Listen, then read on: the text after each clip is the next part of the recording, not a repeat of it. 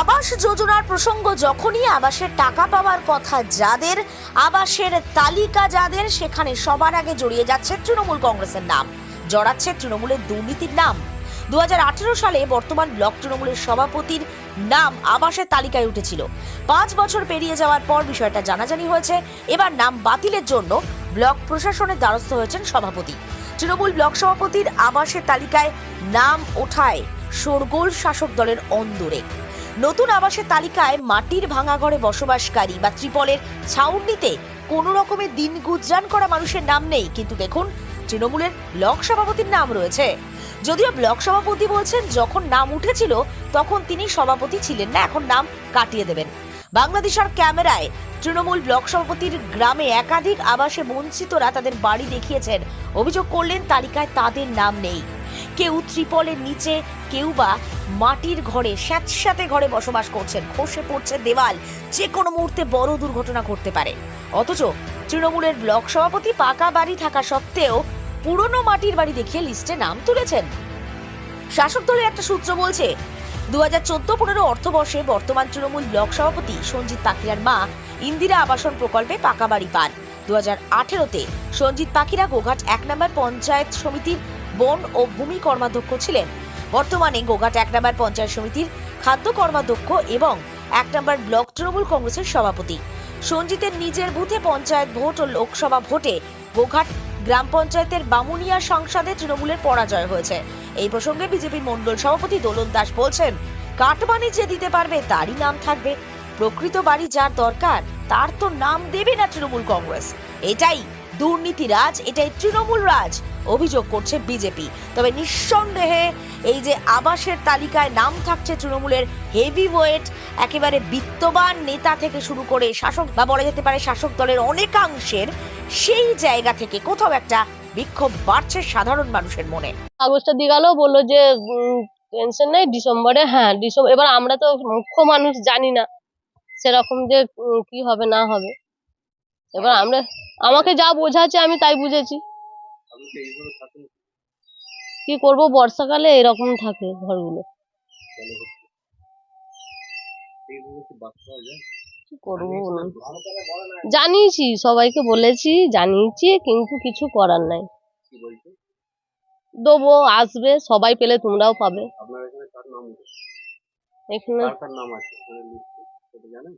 না, ওই পাড়ার গোটা পাড়াটারই নাম আছে, বা যে হচ্ছে ইয়ে করে, ওই যে নেতা করে, তারও নাম আছে, সঞ্জিত পাখিরা।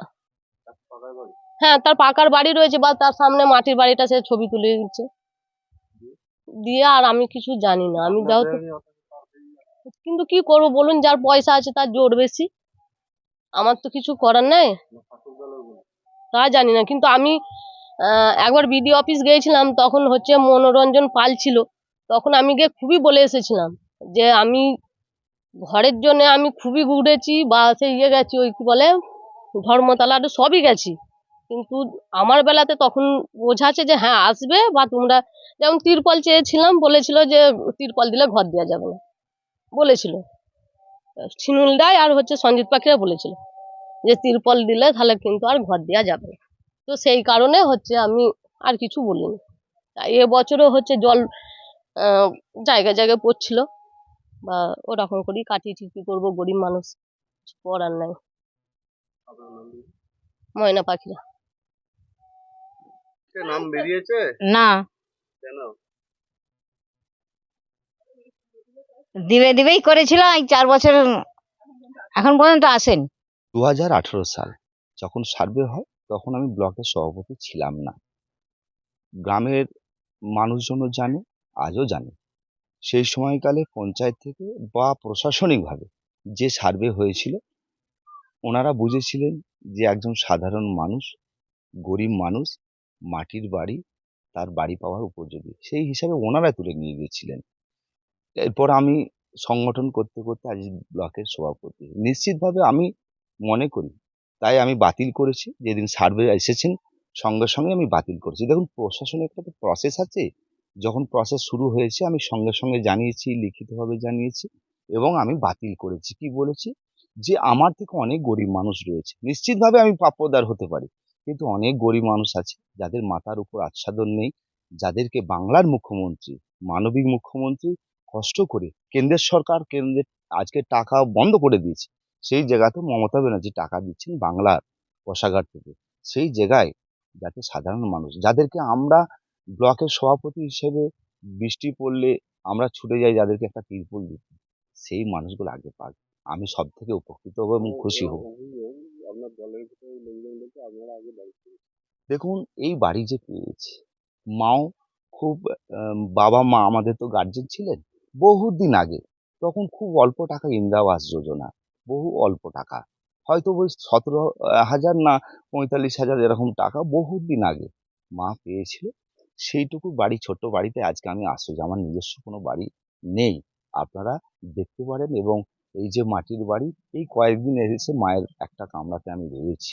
এইভাবে প্রথম যখন পশ্চিমবাংলায় এলো তখন মা মাটির সরকার ছিল, তারপরে হয়ে গেছে পিসি ভাইপোর সরকার। তো দিদিমণির ভাইপোরা রাজত্ব করছে, দিদিমণির ভাইপোদের নাম বেরোবে না তো গরিব মানুষের নাম বেরোবে? এরা কোনোদিনও সর্বসাধারণের পরিষেবা দেওয়ার জন্য আসেনি।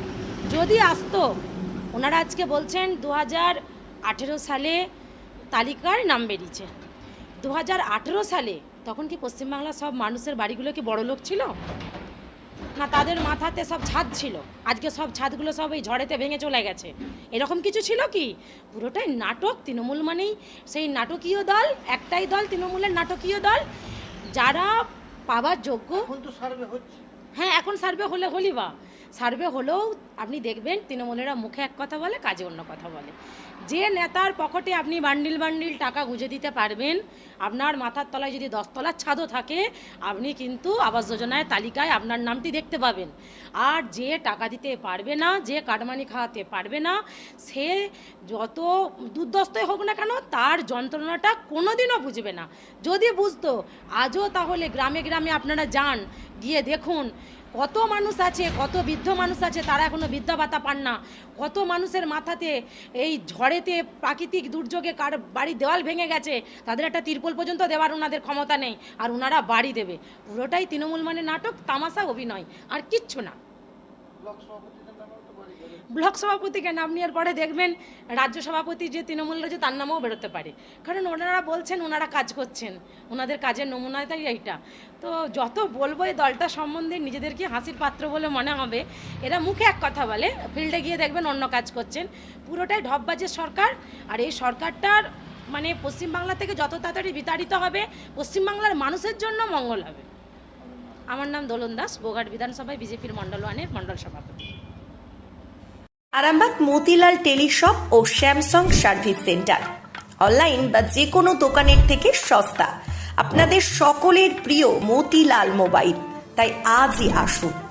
পুরানো মোবাইল সারানোর চেয়ে বেশি দামে এক্সচেঞ্জ, 0% ইন্টারেস্টে, 0 ডাউন পেমেন্ট, 0 কস্টে মোবাইল ফাইন্যান্সের সুবিধা। আমাদের ঠিকানা পুরাতন বাজার, আরামবাগ হেডপোস্ট অফিসের বিপরীতে, আরামবাগ, হুগলি। আমাদের যোগাযোগ নাম্বার 7001304430।